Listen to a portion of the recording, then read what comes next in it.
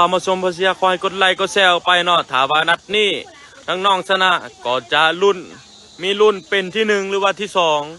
นั่นเองเนาะฉะนั้นขอให้ทุกท่านกดไลค์กดแชร์ออกไปเพื่อเป็นกำลังใจของน้อง WAG นาคานั่นเองกรรมการเป่าวีดแล้วเป็นบานของสนิทฟุตบอลเคลียร์ก่อนเนาะ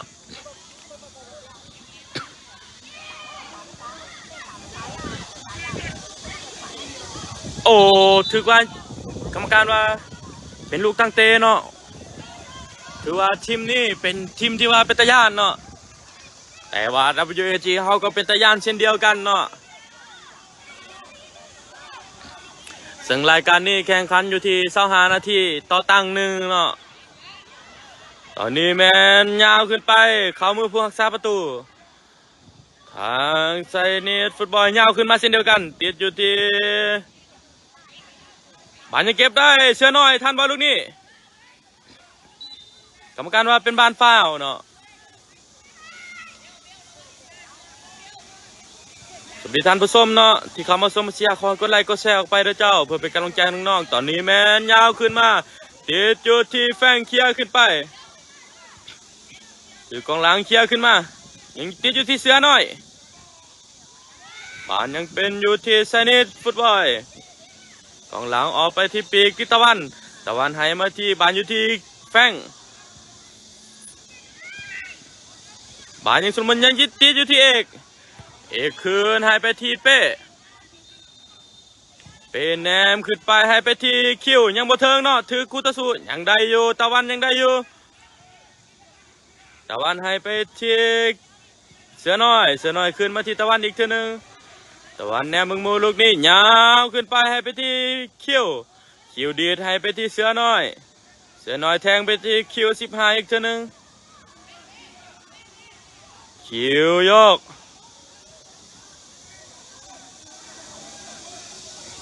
บานอยู่เส้นเนาะกรรมการว่าเป็นบานเนาะทางไซนิดได้เนาะ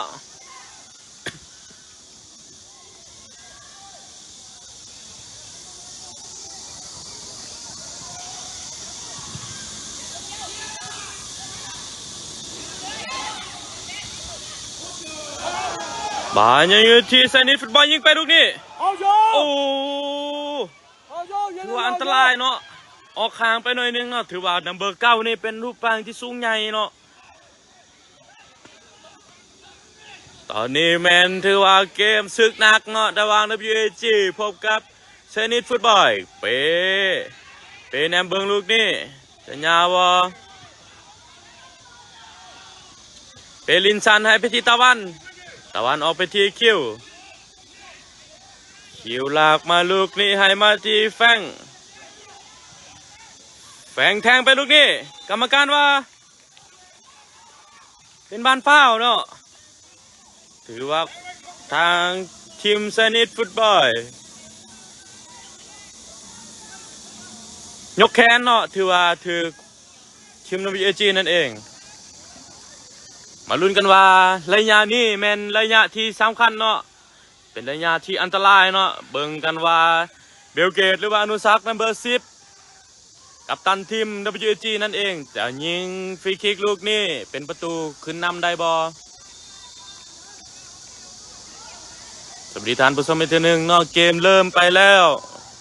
ประมาณอยู่ที่เกือบ5 นาทีเนาะ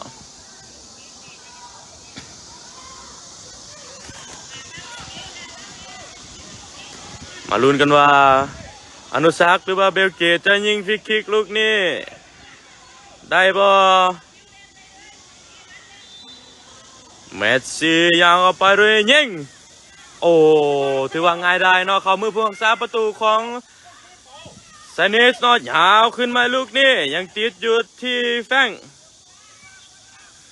แทงให้ไปที่คิวแทงมาที่เสียน้อยบานอยู่ที่คิว15ยิงไปดูนี่ติดเซฟโอ้ถือว่านะครับเหนียวเนาะโอ้น่าเสียดายเนาะเจ้าถือว่าน่าจะเป็นประตูเนาะตอนนี้แมนบานได้ลูกเตะมุมเนาะ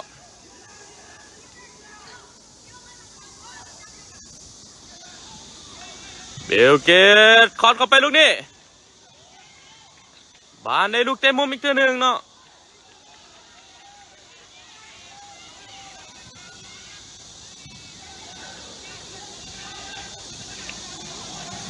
สวัสดีท่านผู้ชมอีกเทื่อหนึ่งเนาะผู้ใดที่เข้ามาชมมาเชียร์ขอกดไลค์กดแชร์ออกไปเนาะซึ่งเกมเริ่มแล้วยังอยู่ที่0-0ซึ่ง WAG นากาพบกับทีมไซนิตฟุตบอลมาลูกนี้เบลเกตเป็นคนเปิ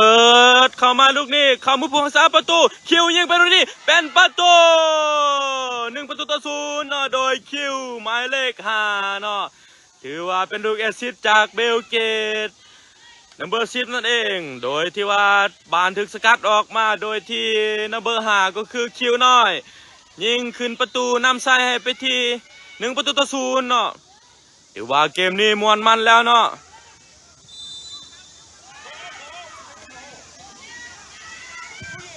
บานยาวขึ้นมา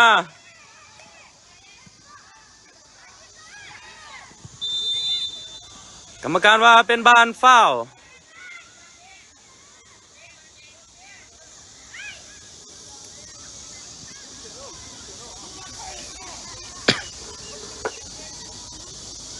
ซึ่งระยะนี้เป็นระยะที่อันตรายเนาะเช่นเดียวกันเป็นลูกฟรีคิกของทางไซนิตฟุตบอลตอนนี้เมนเป้กำลังสั่งอยู่เนาะบอกให้มูยับ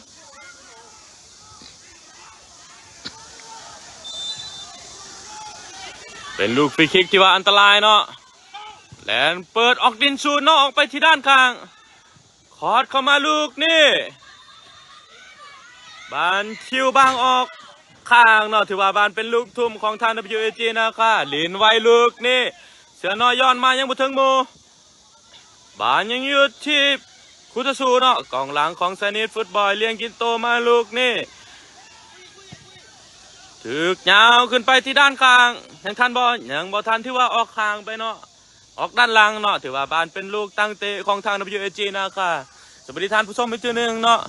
ที่เขามาชมมาเชียร์ขอกดไลค์กดแชร์ออกไปเพื่อเป็นกำลังใจของน้องใน WAG นะคะตัวแทนหนึ่งเดียวจากประเทศลาวนั่นเองเนาะที่ลงแข่งขันในรายการรุ่นอายุบ่เกิน11 ปีแข่งขันอยู่ที่เชียงไฮ้ตอนนี้บาน WAG ลินไว้เนาะบานยังอยู่ที่คิวขึ้นมาอยู่ที่เอกก็ซ่าขึ้นไปลูกนี้ให้ไปที่เสือน้อยโอ้บ่เข้าใจกันเนาะบานเขามือพวงซาประตูครับพวงซาประตูยาวขึ้นมาลูกนี้ถือว่าบานเป็นบานออกข้างเนาะบานเป็นลูกทุ่มของทาง WAG โดยเอกขึ้นไปอยู่ที่ตะวันลูกนี้เปลี่ยนไปอยู่ที่คิว15โชคนำไส้ขวาตรงนี้มือเนาะบานยังใครอยู่ที่ว่าแฟงเก็บได้ให้ไปที่คิวอีกเท่านึงคิวยกขึ้นไปโอ้บ่ทันเนาะตอนนี้โกลคีปเปอร์ยาวขึ้นมาติดแฟงยังเก็บบอลได้บ่กรรมการว่าเป็นบาดฟาวล์เนาะ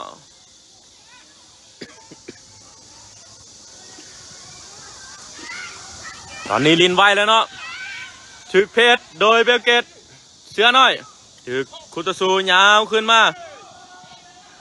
บานอันตรายเนาะโอ้ถือว่าโกลคีปเปอร์คือว่าเป้ยังซอยได้เนาะ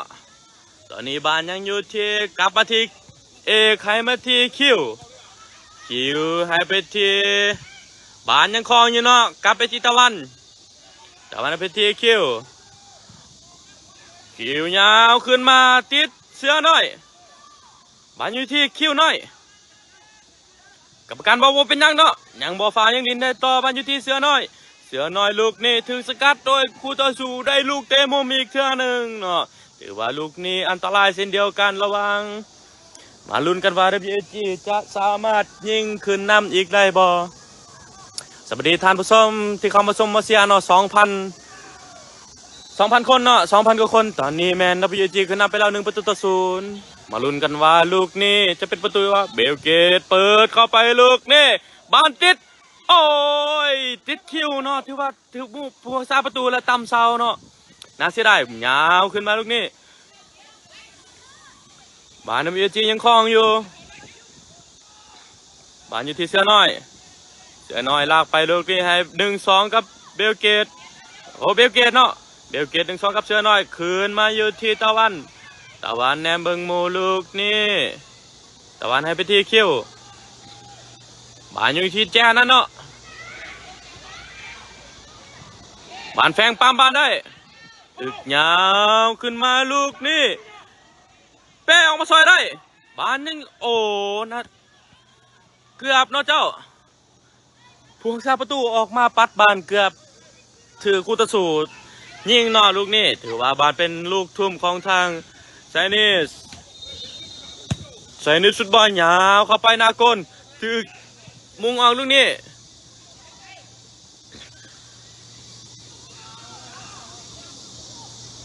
ถือว่าเดินที่มือเนาะเจ้าบานยิงทีWGแทงไปลูกนี้คิวหน่อยทันบอถึกโกลคีปเปอร์ยาวขึ้นมาอย่างที่อยู่ตะวันสกัดไปอยู่ที่คิวถือก็ต่อสู้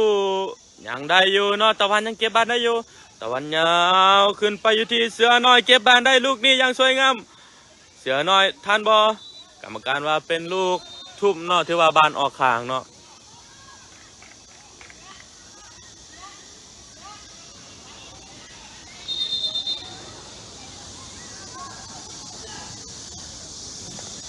บานินซันดินไวตอนนี้ถือเคลียร์ขึ้นมายังอยู่ที่กองหน้าเนาะถือเป้เคลียร์ออกไปกรรมการว่าเป็นบานฟาวล์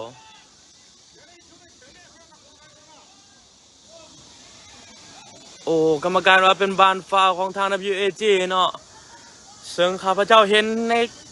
จังหวะเมื่อกี้นี่แม่นเป็นบานฟาวล์ของทางเซนิตแต่ว่ากรรมการว่าเป็นบานฟาวล์ของทาง WAG เนาะ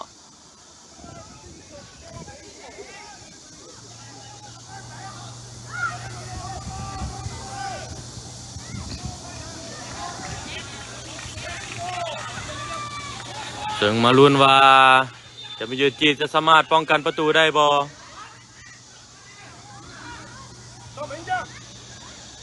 ระยะนี้เป็นระยะที่อันตรายเนาะเบิ่งกันว่าเซนิตจะลินซันอีกบ่หรือว่ายิงเลยเนาะ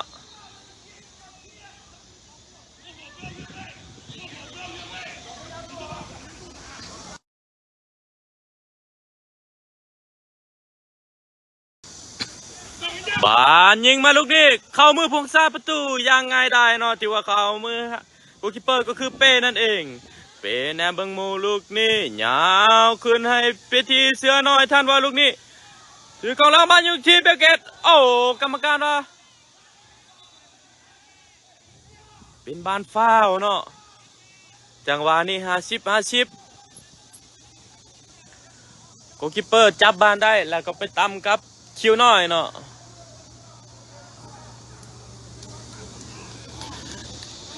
เบิ่งรุ่นนี้ว่าจะได้รับอาการบาดเจ็บซ้ำใดเนาะเจ้า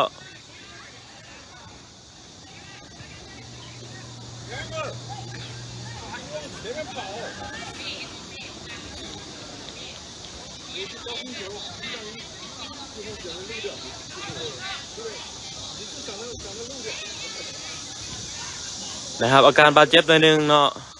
เช่นเดียวกันกับนะครับก็ได้รับอาการบาดเจ็บสวัสดีท่านผู้ชม 2,200 คนเนาะที่เขามาชมมาเชียร์ขอให้กดไลค์กดแชร์ออกไปเนาะเพื่อเป็นกำลังใจให้น้องๆ WAG นะคะตัวแทนหนึ่งเดียวจากประเทศลาวที่มาแข่งขันอยู่ที่เซี่ยงไฮ้รายการบายันเดนคัพเนาะซึ่งแข่งขันในรุ่นอายุบ่เกิน11 ปีเจ็บคอแล้ว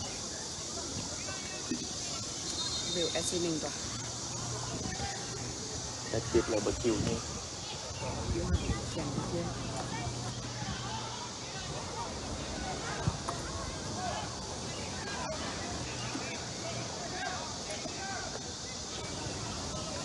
ทำอินแอคซิบิชันสวัสดีท่านผู้ชมอีกครั้งหนึ่งเนาะตอนนี้แมนWGขึ้นนำไปอยู่ที่1-0โดยหมายเลข6หมายเลข5เนาะก็คือคิวน้อยนั่นเองเนาะ ซึ่งเราจะมาลุ้นกันว่าถาวร WAG ชนะในแมตช์นี้แมนจะมีลุ้นเป็นที่หนึ่งหรือว่าเป็นที่สองของรายการนี้เนาะเพราะว่ามันยังจะมีอีกทีมหนึ่งที่ว่าแข่งกันก็คือทีมบาร์เซโลนานั่นเองที่เราจะพบเนาะ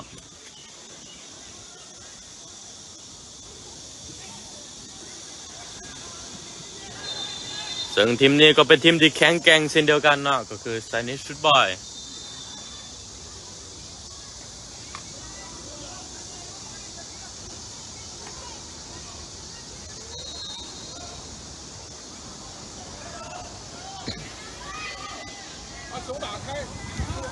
กรรมการให้เป็นลูกตั้งเตะเป็นลูกบ้านฟ้าวเนาะไหลยาแดนตัวเองเนาะถือว่าลูกนี้จะลินสันหรือว่ากัปตันยาวขึ้นมาลูกนี้ยังอยู่ที่คิวเก็บบ้านได้บ่เขียวยังเก็บบ้านได้ยังอยู่ที่เสือน้อยลากไปลูกนี้ผ่านโอ้ถือว่าเอาข่างไปเนาะ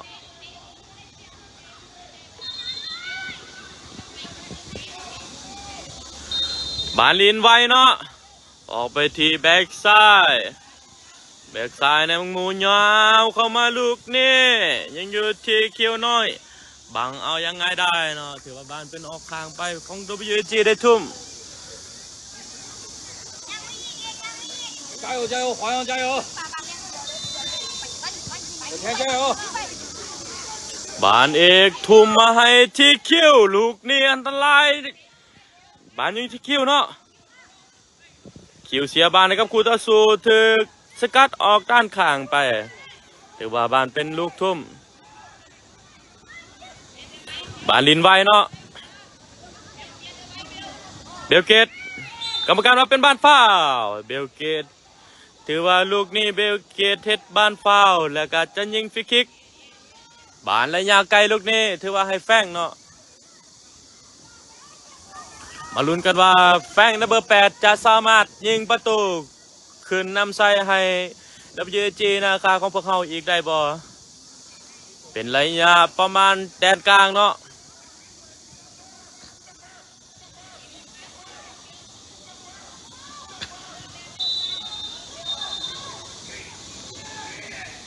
ยิงไปลูกนี้เข้ามือพวกซาประตูยังไงได้เนาะโอ้ถือว่านะครับก็เหนียวเส้นเดียวกันเนาะบายังอยู่ที่เอกยังได้อยู่บานยาวขึ้นไปลูกนี้ยังอยู่ที่ตะวันยาวขึ้นไปที่คิวถึงสกัดออกข้างเนาะแต่ว่าบานเป็นลูกทุ่มของ WG อีกตัวหนึ่ง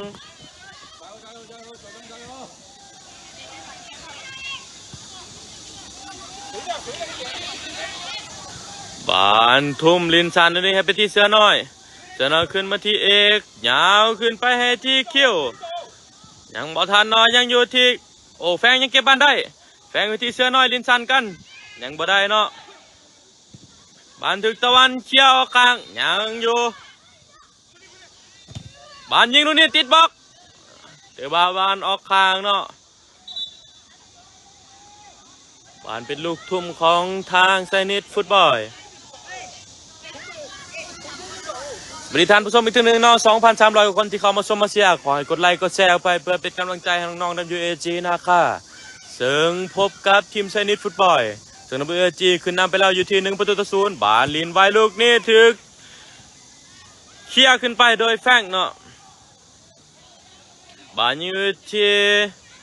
โกลคีปเปอร์วงศาประตูบานลงลินซันเนาะให้ไปที่แบ็กซ้ายตอนนี้บานตัวนี้WGกำลังบีบเนาะคิวยันได้บ่บานถึกสกัดออกเคลียร์ขึ้นมาโดยเอกเคลียร์ขึ้นไปอีก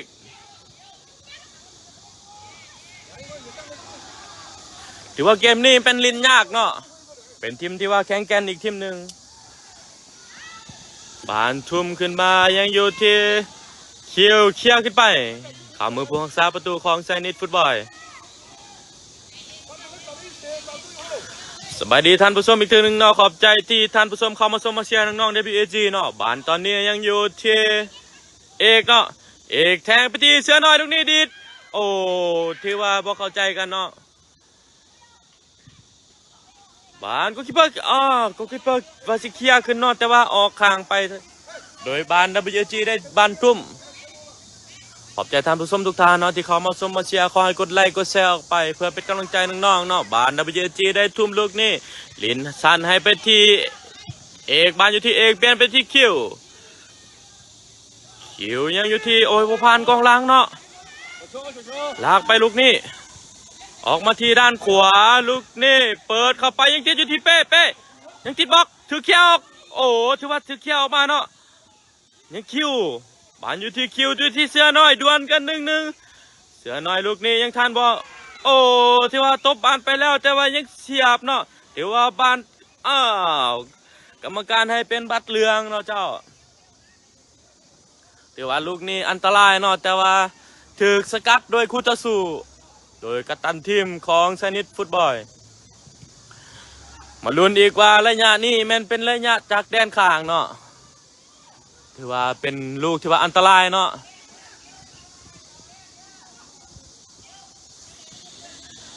มาลุ้นกันว่า WG นาคาของเราจะสามารถ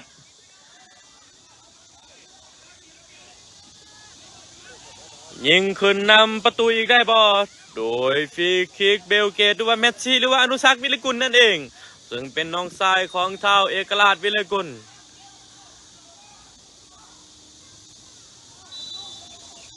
ตอนนี้แมนเบลเกตยิงเข้าไปตรงนี้เข้ามือพุ่งซาประตูโอ้ถือว่านะครับเหนียวนะเจ้ายิงบ่ได้ยังไงได้เนาะแต่ว่าบานลินไว้ตอนนี้ยังอยู่ที่แฟงถือเขี้ยวโดยคุตสุทิศตะวันบานอยู่ที่คิวยังเก็บได้อยู่คิวดวล1-1ลูกนี่โยกแต่อ้อมตัวลูกนี้ยังทันอยู่ดึงลูกนี้ถือคุตสุเขี้ยวออกโอ้กรรมการว่าเป็นลูกตั้งเตะเนาะถือว่าแข่งขันในรายการนี้บอกง่ายได้เนาะเจ้า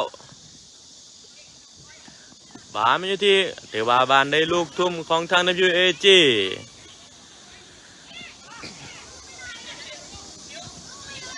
อยู่พี่โอเคนี่แหละบานลินทุ่มไปทางหน้าลูกนี่คิวยังทันอยู่โอ้กรรมการบ่ฟาวนะเจ้าถือคู่ต่อสู้เคลียร์ขึ้นมาบานอยู่ที่แฟงดีลูกนี้บ่ถือบานทิศคู่ต่อสู้เดี๋ยวบานออกข้างเนาะเป็นบานลูกทุ่มของ WAG อีกเท่านึงคิวแลนไปตรงนี้ทุ่มไกลให้ไปจีเสือน้อยยิงไปตรงนี้โอ้น่าเสียดายนะเจ้าแต่บานยังเป็นลูกทุ่มของ WAG อีกเท่านึง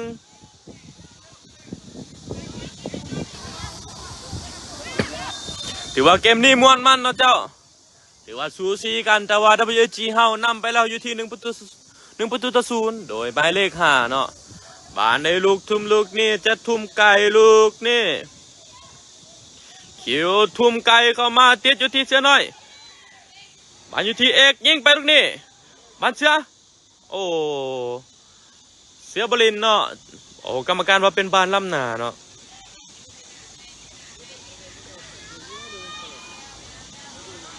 เบิ่งกันว่าจะยาวบ่ลูกนี่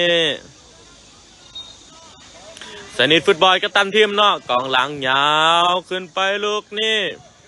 ยังเก็บบานลงได้ให้ไปที่ถึกตะวันเขี่ยขึ้นไปเนาะอนุสักจะทันบ่โอ้อนุสักถึกตามออกหลังไปเลยเนาะถือว่าอนุสักนี่หุบห่างน้อยเนาะแต่ว่าความสามารถนี่บ่ธรรมดาเนาะเป็นนักเตะที่ว่ามีพรสวรรค์เนาะและความสามารถที่ว่าสูงเนาะตอนนี้บานถือเคลียร์ขึ้นมาบานอยู่ที่คิวยาวขึ้นไปที่เสือน้อยกรรมการว่าฟาวบานยังอยู่ที่คู่ต่อสู้ถือเคลียร์ลูกนี้เป็นบานทุ่มของ WAG นะคะลินไว้ลูกนี้ทุ่มไปบานเข้ามือผู้รักษาประตู บานลินไวลูกนี่บานยังอยู่ที่คิวเก็บบานได้บ่ยังบ่ได้เนาะเป็นบานของ WAG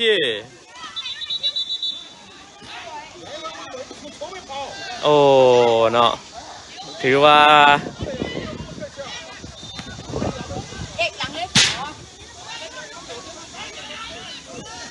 กรรมการทั้งกลางกรรมการเซ็นถือว่าบ่เข้าใจกันเนาะกรรมการทั้งเซ็นยกว่าเป็นบานของ WAG ได้แต่ว่ากรรมการกลางยกเป็นของเซนิตฟุตบอลได้เนาะตอนนี้แม่นบานในลูกทุ่มของเซนิตฟุตบอลจะทุ่มไกลเนาะทุ่มเข้าไปลูกนี่ถือเคลียร์ขึ้นมาบานอยู่ที่โอ้กรรมการว่ายกว่าเป็นบานล้ำนาเนาะโอ้ถือว่าอันตรายเนาะเจ้าลูกนี่ถ้าว่ามุงเขาลูกนี่ถ้าเป็นประตูก็จะเป็น1-1เนาะตอนนี้แมนดับเบิลจีดินไว้ให้ไปที่คิวมาที่แฟงให้มาที่เอกลากให้ไปที่คิวกรรมการยกล้ำหน้าเนาะตอนนี้แมนกรรมการได้ทดเวลาไปแล้วยังเหลืออยู่ที่2 นาทีเนาะเจ้าซึ่งจะจบเครื่องเวลาทำอิฐขอบใจเนาะสำหรับ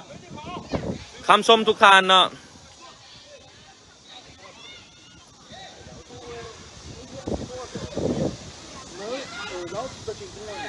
ตอนนี้บานยังอยู่ที่ WG แฟงเคลียร์ขึ้นไปโอ้ถือว่าบ่มีคูตะสุบ่มีหมู่แลนไปเนาะบานอยู่ที่โกลคีปเปอร์หรือว่านะครับยาวขึ้นมาลูกนี่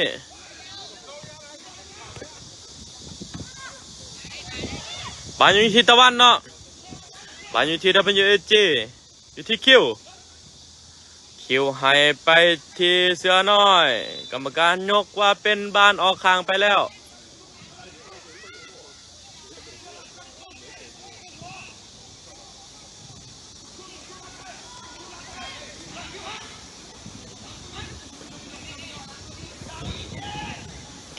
กรรมการบานยังลินซันอยู่เนาะกรรมการได้เป่าจบเวลาไปเป็นทีเรียบร้อย WG ชนะในตั้งแรกไปอยู่ที่1-0โดยหมายเลข5ก็คือคิวน้อยนั่นเองเนาะ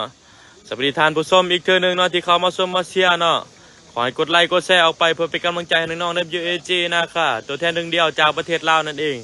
ที่ว่ามาแข่งขันในรายการบายันเดนคัพเนาะซึ่งจัดขึ้นอยู่ที่เซี่ยงไฮ้ของซอปจีนเนาะซึ่งจบเวลาเครื่องทำอิฐไปแล้ว WAG ยิงนำขึ้นไปอยู่ที่1-0รายการนี้ที่ว่านัดนี้เนาะเป็นนัดที่ว่าบ่ง่ายเนาะเป็นนัดที่ว่ายาก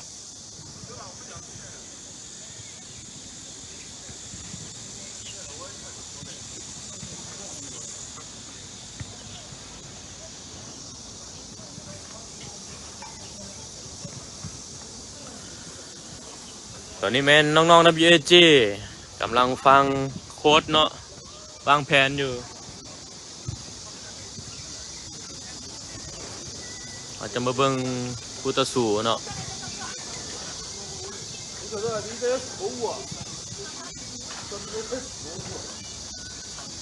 คู่ต่อสู้ก็วางแผนแก้เกมเช่นเดียวกันเนาะ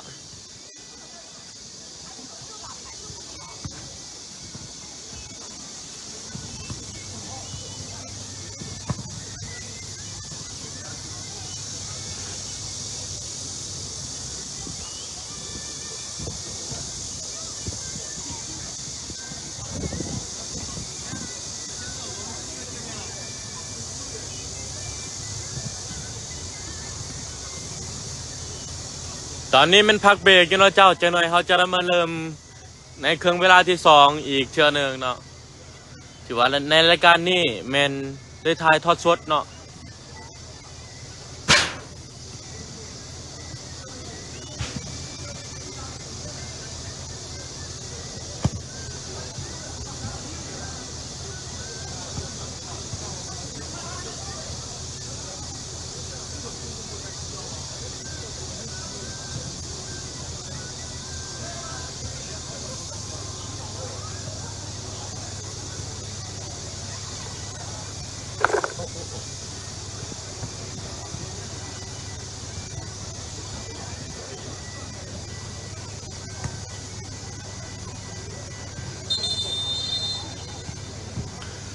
ตอนนี้แมนกรรมการปาบกวิดแล้วซึ่งจะเริ่มครึ่งเวลาที่2นั่นเองเนาะ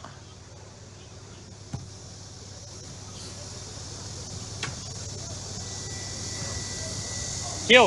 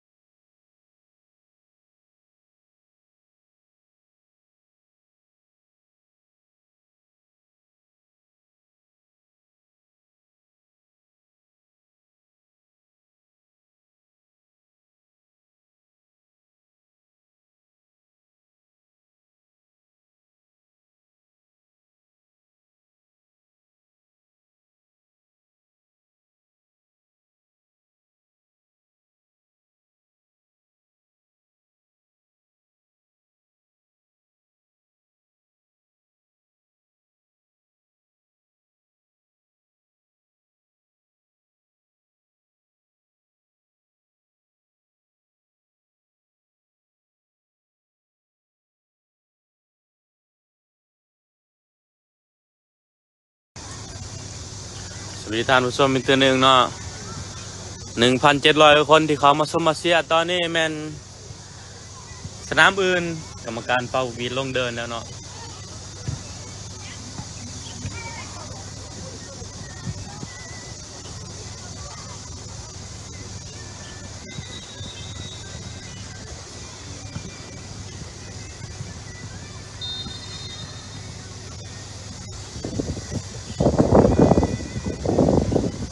ลงเอซีเลย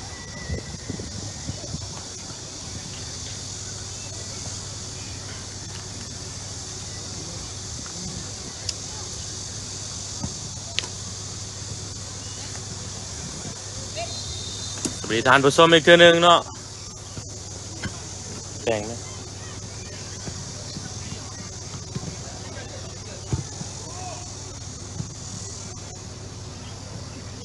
กำลังแต่งอยู่เลยตอนนี้แมนกำลังจะเริ่มเข้าสู่ครึ่งเวลาที่2นั่นเองเนาะซึ่งโค้ชสอนวิไลและโค้ชต้นจักริดก็ได้วางแผนแล้วเนาะว่าแก้เกมนั่นเองว่าจะเฮ็ดแนวใดที่จะเพื่อที่จะเอาชนะอีก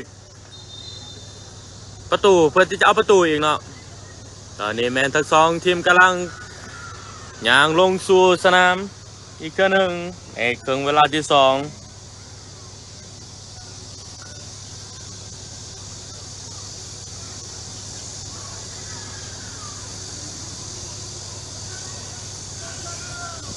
ซึ่งลูกที่1ที่ว่า WG ได้นำไปก็คือ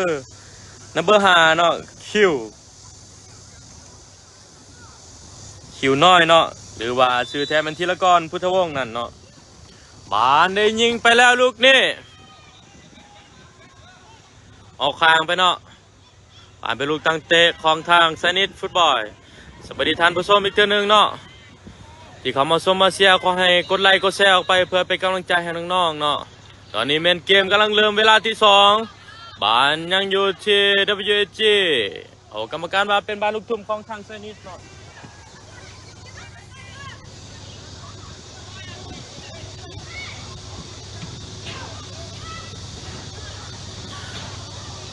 บานยังในลูกทุ่มอีกตัวหนึ่ง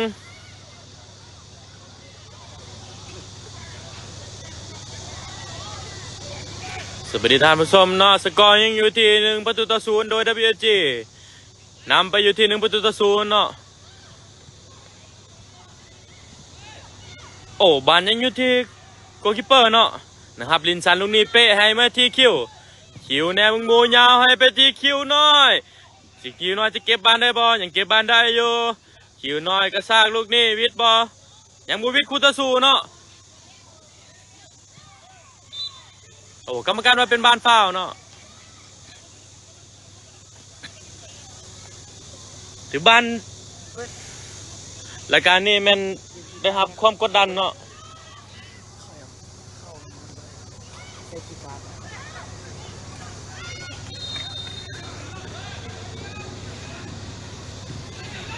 บาลินสันมาอยู่ที่กองหลังลูกนี้ถึกยังอยู่ที่คุตสูเนาะเลี้ยงกินโตลูกนี้ยังไปได้อยู่โอ้ถึกปั้มกันลูกนี้เนาะ50-50เนาะ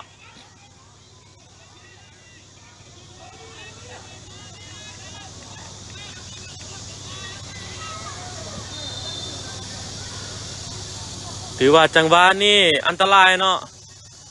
ตะวันเคลียร์บานแล้วแต่ว่าถือคุตสูเตะอัดเลยเนาะโดยถือคอตีนเนาะเบิ่งกันว่าตะวันจะสามารถลุกขึ้นมาลินต่อได้บ่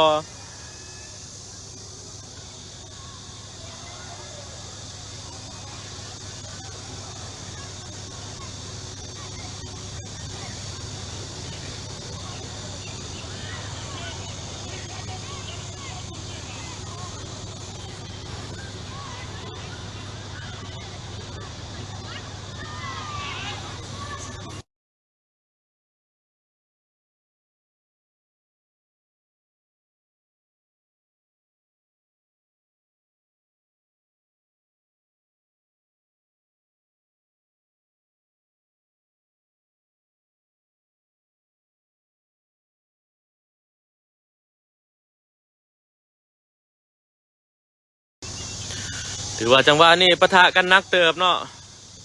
กรรมการให้เป็นลูกออกหลังไปเป็นลูกตั้งเตะของทาง WAG นะคะ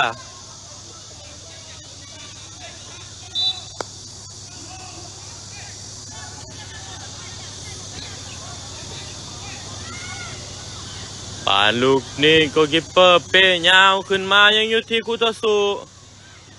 ป่านตัวนี้แม่นคนต่อคนเนาะถือว่าโอ้ป่านยังอยู่ที่คุตสูยิงลูกนี้ติดบล็อกถือคิวเคลียร์ออกข้างไปเนาะ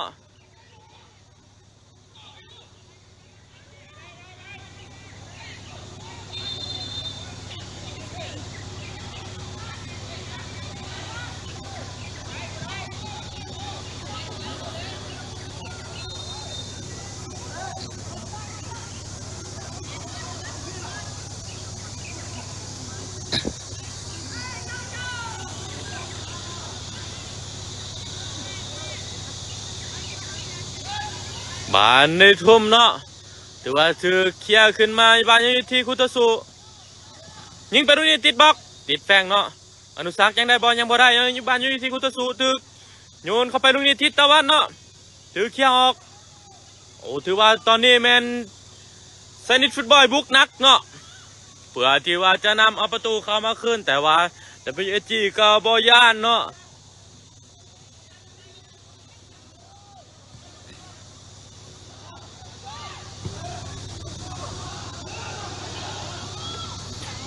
บานเปิดเข้าไปตรงนี้เข้ามือพวกซาประตูถือว่าตัวนี้แมนตะวันนะครับอาการบาดเจ็บเนาะ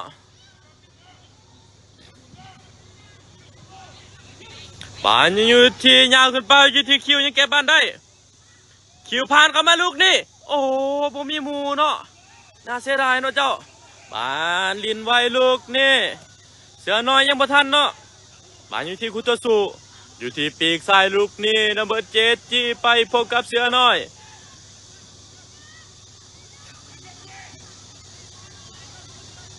บานเสือน้อยเคลียร์ออกข้างบานได้ทุ่มของทางเซนิตฟุตบอลลินนุ่มเข้าไปตรงนี้ถึกแฟงเคลียร์ออกมาคุตสูเปลี่ยนเอาวิธีแบกขวายาวเข้าไปลูกนี่ถือว่าออกแดนหลังไปเนาะบานเป็นลูกตั้งเตะของทาง WAG นะคะ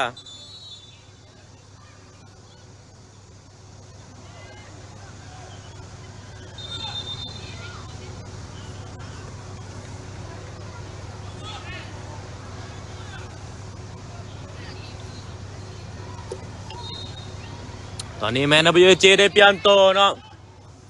โดยเอาตะวันออกเอาหนึ่งเข้า เอาหมายเลข4ออกเอาหมายเลข9เข้าเนาะตะวันออกหมายเลข4เอาหมายเลข9มังกรเข้าลงมาลินแทนเนาะบานลูกนี้ได้ยาวขึ้นมาอยู่ที่คิวเก็บบานได้บ่โอ้กรรมการว่าเป็นบาน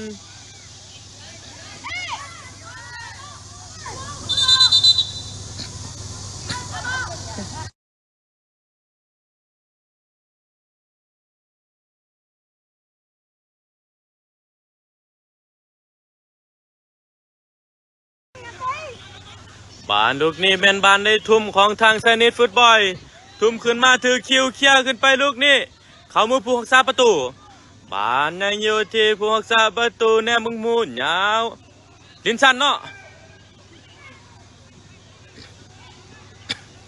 บานที่ว่าลินสันเนาะเจ้าบานลินไว้ลูกนี้บานอยู่ที่โอ้เป็นบานได้ลูกทุ่มของตำเยจีอีกเทื่อหนึ่ง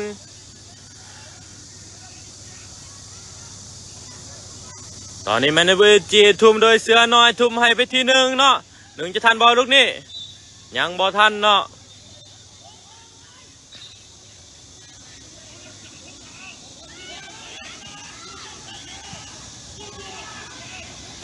เบิ่งกันว่าจะลินสันบอลินสันแล้วเนาะ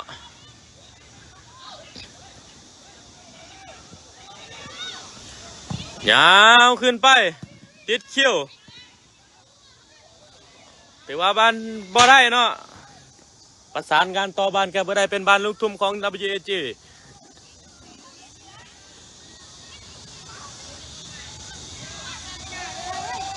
บ้านทุ่มโดยคิวเนาะบ้านให้มาที1ขึ้นไปที่คิวให้ไปที่แฟง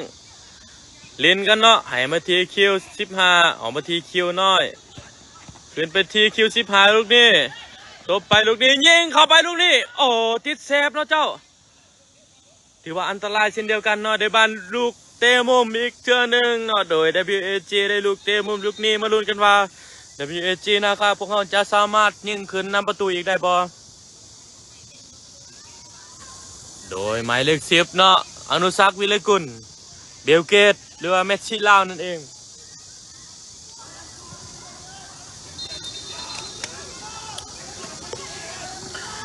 ระยะนี้เป็นระยะอันตรายเนาะ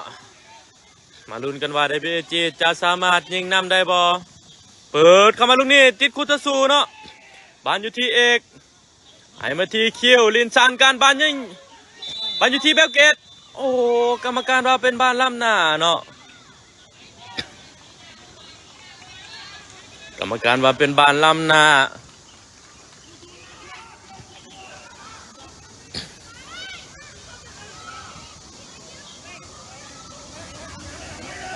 ตอนนี้แมนเป็นบานล้ำหน้าของทางเซนิสฟุตบอล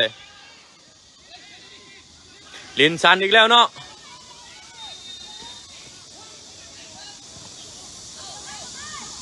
บาลินไว้ลูกนี่ให้มาที่ด้านข้างเอาไปที่ปีกเจอคิวเคี้ยวออกข้างเนาะ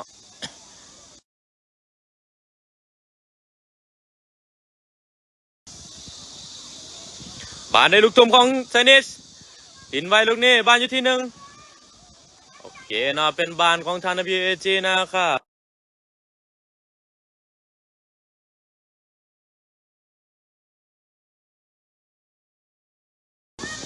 ตอนนี้แมน WAG ลินไว้เนาะ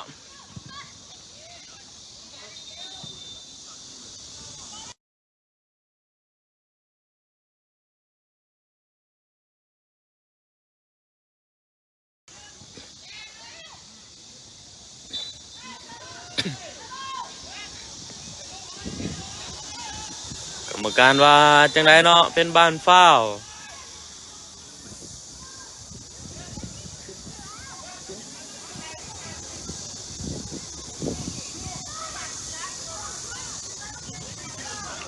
ตอนนี้แมนลินไว้เนาะหายมาที่แบ็กซ้ายเลี้ยงบิดผู้หนึ่งลูกนี้ผ่านไปที่แบ็กขวาคอดเข้าไปลูกนี้โอ้ถือว่าบ่มีมุงได้เนาะถือว่าบานเป็นออกหลังไป WAG ได้ทุ่มลูก WG ได้ลูกเตะเนาะได้ลูกตั้งเตะเนาะ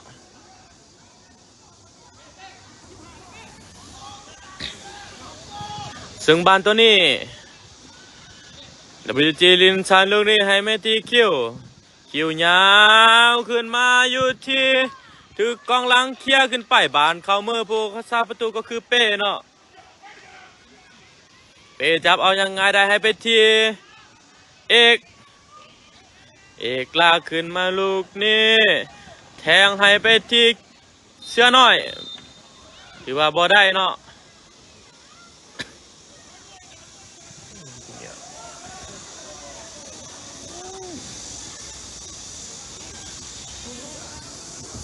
อย่างจับมาดู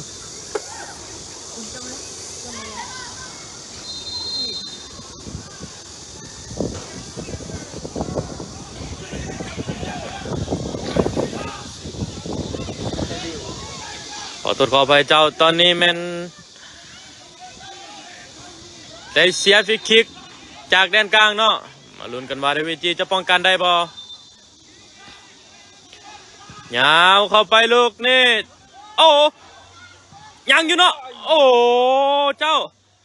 ถือว่าอันตรายเนาะแต่ว่าคูตะสูยิงติดเข้ามือผู้รักษาประตูเป้ยาวขึ้นมาลูกนี่ทันบ่ถือกองหลังเคลียร์ขึ้นไปบานเป็นลูกทุ่มของทางไชนีสเนาะ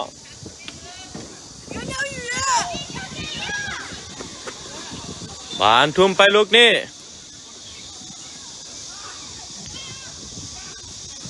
ถือเขี้ยวออกมาเนาะ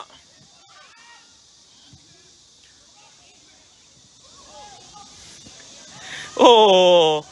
นะครับเอาถือว่าลูกนี้เสียปลอมเนาะถือว่าหลอกเนาะเห็นบานสิออกหลังไปแล้วแต่ว่าโดดไปซื่อเนาะบานยาวขึ้นไปอยู่ที่เสือน้อยลินชันให้มาทีหนึ่งไปที่แฟงแทงมาทีหนึ่งบานยังอยู่ที่อนุสักเบลเกตยิงไปตรงนี้โอ้ติดเสานะเจ้าโอ้น่าเสียดายเนาะเกือบเป็นประตูบานยังอยู่ที่กุตาซูอีกตัวหนึ่งบานชี้ไปลูกนี่โอ้กรรมการว่าเป็นบานเสียฟาวเนาะเป็นลูกฟรีคิก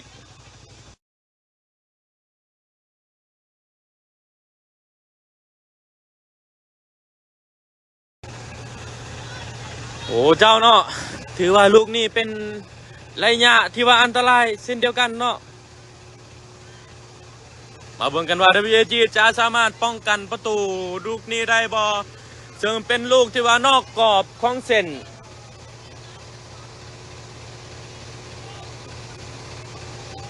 ระยะนี้มันระยะใกล้ที่สุดเนาะ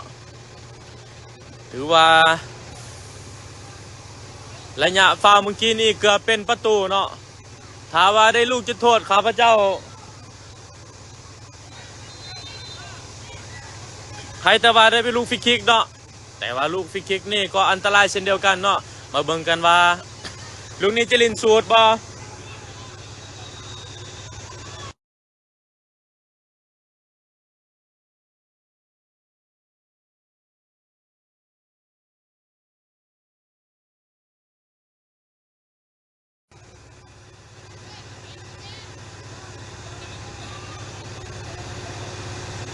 มาเบิ่งลูกนี้ว่าจะลินสูตรบ่หรือว่าจะยิงเลยเนาะ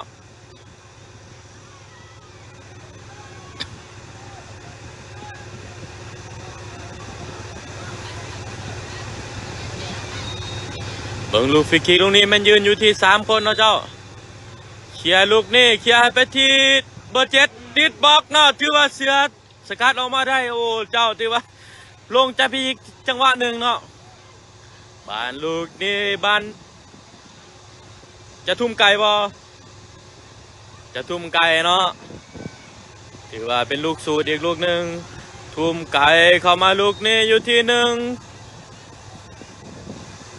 คิวเคีย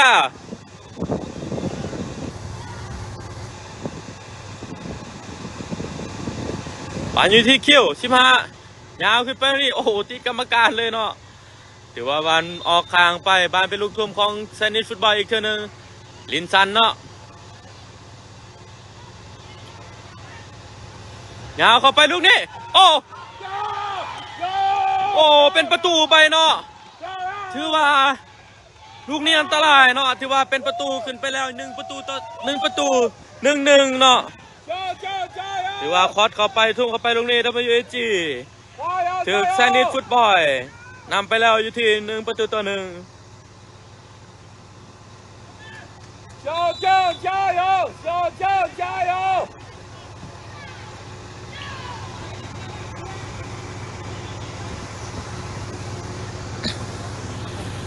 ตอนนี้แมนเกมถือว่าซูซีกันเนาะถือว่ามันก็ว่าได้เนาะสวัสดีท่านผู้ชมอีกทีหนึ่งเนาะ 2,800 กว่าคนเนาะที่เขามาชมมาเชียร์ตอนนี้แมนสกอร์อยู่ที่1-1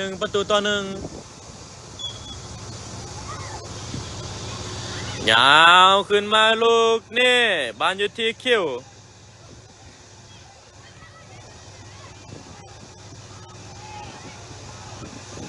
ยาวเข้าไปตรงนี้โอ้อันตรายเนาะเจ้าถือพานเข้าไปเกือบถือคูจะสู่เนาะ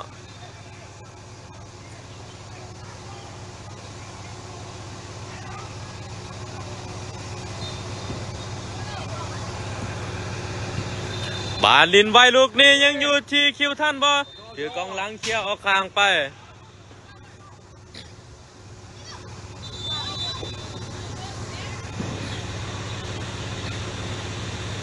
กรรมการตอนนี้แมน WG ได้เปลี่ยนโตเนาะเอาหมายเลข9ออกเอา1ออกแล้วโอเว่น14ตัว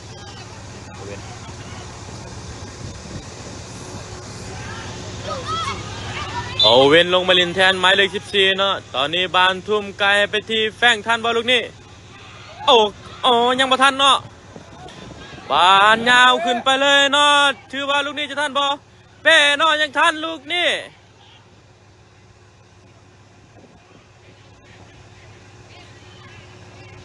ตอนนี้โค้ชสั่งให้ยาวลูกเดียวเนาะ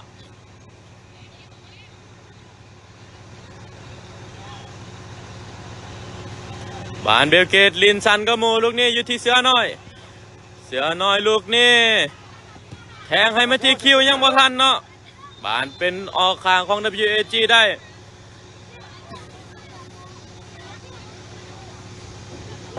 บานยังอยู่ที่แฟงยาวเข้าไปลูกนี้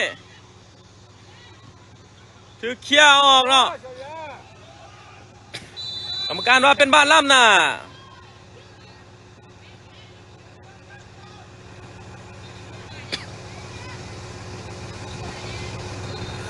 ตอนนี้เมลินซานให้ไม่อยู่ที่เสือน้อยยังทันบอลยังบอทันเนาะเป็นบ้านออกข้างไปแล้วบ้านแฟงโอ้ยบทุมให้บคิวนะบ้านกลับไปอยู่ที่เป้โยนขึ้นมาที่แฟงมงไปลูกนี่อยู่ที่คิวลูกนี่ลุดเดียวให้ไปที่โอเว่นยิงลูกนี่โอ้ยออกข้างไปเนาะผู้น่าเสียดายเนาะเจ้าถือว่าออกหลังไปลูกนี่โอ้ยผู้ภาคก็เสียดายกันเนาะน่าจะเป็นประตูลูกนี่แต่ว่าบ่เป็นประตูตอนนี้แมนไซเนตลินซันลูกเอาเปิดขึ้นมาอยู่ที่คิวตบแลนไปลูกนี่ยิงที่ผู้รักษาประตูเนาะบานลินออกมาที่แบ็กซ้ายบานอยู่ที่โอเว่นทันบ่โอเว่นยังทันอยู่โอ้กรรมการบาเป็นบานล่ำหน้าเนาะ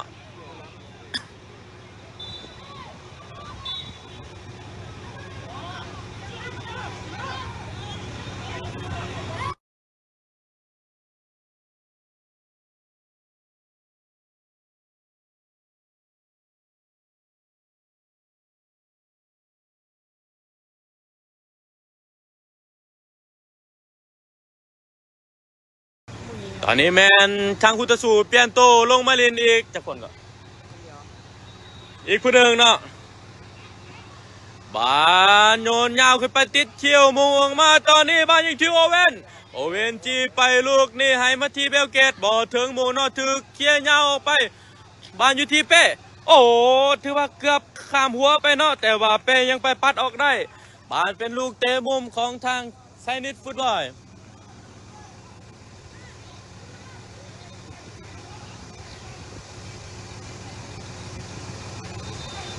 มาลุ้นกันว่า WG จะสามารถป้องกันประตูได้บ่โยนขึ้นมาลูกนี้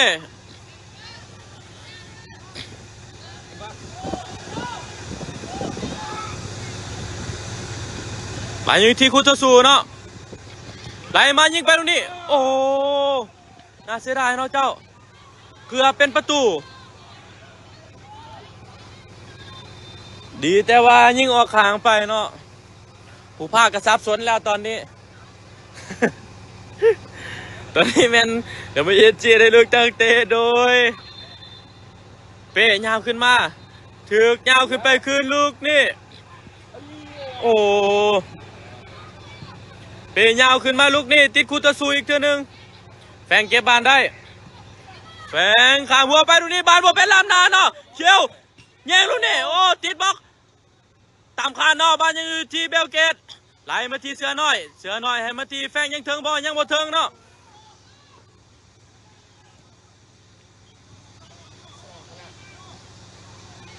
บานคูตะซูยังบุกอยู่ออกไปที่ด้านขวา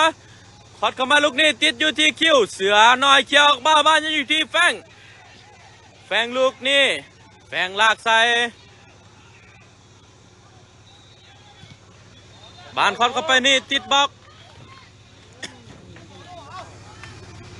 บานลินซานลูกนี้แฝงยังบ่ได้เนาะบานยังอยู่ที่คูตะซูคิวยังทันบ่โอ้บานยังเป็นคู่ของคุตสูได้อยู่พอดเข้าไปลูกนี่โอ้ถือว่าคุตสูมุ่งออกหลังไปเนาะบานลูกนี้จะลินไวบอถือว่าเกมนี้แม่นซูซีเนาะ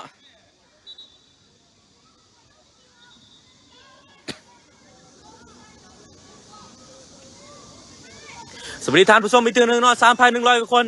ที่เขามาชมมาเชียร์เนาะขอกดไลค์กดแชร์ไปเพื่อเป็นกำลังใจน้องๆในเอจีตอนนี้แมนบ้านยังอยู่ที่เกี้ยวทันบ่โอ้ยังบ่ทันเนาะเจ้าบ้านกำลังหับโยนขึ้นไปติดอยู่ที่แฟงบ้านอยู่ที่คุตสุลูกนี้จะผ่านบ่คุตสุไหลมาอยู่ที่กองกลางออกไปที่แบ็กซ้ายปีกซ้ายคือเก่าขอดเข้าไปลูกนี้ติดเอกเขียมาบ้านอยู่ที่เบลเกตยังอยู่ที่กุตซูอีกเท่านึงยาวเข้าไปลูกนี่โอ้ถือว่าติดหัวออกหลังไปเนาะเจ้าตอนนี้แมนจะเปลี่ยนตัวอีกผู้หนึ่งเนาะกุตซูเปลี่ยนตัวอีกคนหนึ่ง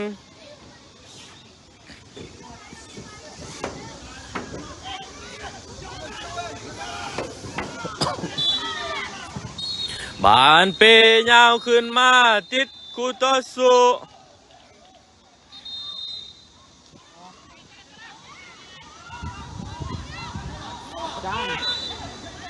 เป็นบ้านฝ้าวเนาะของทาง WG ได้ฝ้าวทดละตอนนี้เป็นกรรมการได้ทดเวลาอยู่ที่2 นาทีเนาะมาลุ้นกันว่า WG จะสามารถยิงขึ้นนานบานไปอยู่ที่เอกไหลไปอยู่ที่โอเว่นไหลไปที่คิว15ถือเคลียร์มาอยู่ที่เอกบานยังอยู่ที่เอกอยู่แทงลูกนี่บานอยู่ที่คูตสุโอ้ถือว่าอันตรายเลยเนาะเจ้าโอ้ยิงไปลูกนี้เป็นประตูน่าเสียดายเนาะเจ้า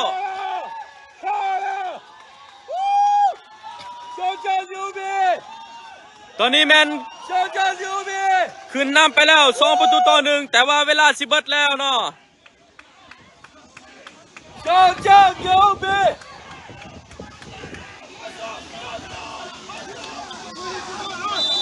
ส่งคนตุ่มน้อยแหงหมด บานดินไวเนาะ เบิ่งกันว่ายังบ่ฮอด1นาทีเนาะกรรมการจะให้เวลาต่อบ่ตอนนี้แมนยาวขึ้นไปยังติดอยู่ที่เป้ลึกนี่แหนมเบิ่งมูลยาวขึ้นมาบานอยู่ที่เสือน้อยดีดต่อเลยเนาะบานอยู่ที่แฟงบานอยู่ที่คิวลูกนี่ยังอยู่ที่โอเว่น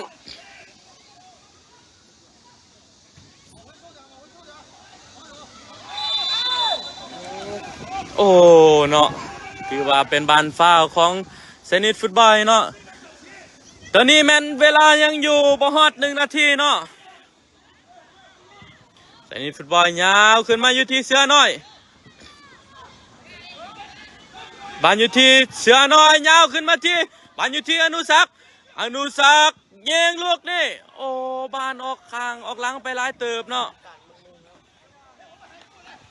กรรมการจะเป่าเบ็ดกรรมการเป่าเวลาจบเกมเนาะแต่ว่า WAJ นะคะเสียไปอยู่ที่2-1เนาะเสียให้ไซนิสฟุตบอลเนาะถือว่าน่าเสียดายเนาะแต่น้องๆก็สู้เต็มที่แล้วเนาะถือว่าสุดความสามารถแล้ว